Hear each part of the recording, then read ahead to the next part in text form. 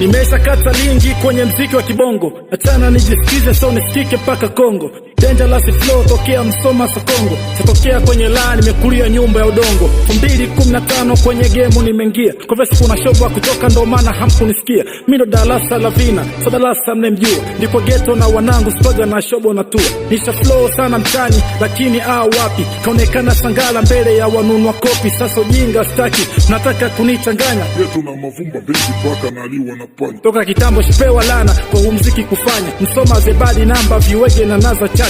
Na wameze MC misa design Mike Papa Kisula, hawanijui wananitambua kwa lapa. Wana mimba za flow, cheki navo wazalisha mijambazi kwenye flow, cheki na wakimbiza. Wana sura za hip hop moyoni wanabana, ghetto wakisikizia dundo wakija etu wanachana. Eti wanataka kushindana nami, hawajui wanataka kushindana nami. Eti leo wanataka kushindana nami, ama dogo wanataka kushindana nami.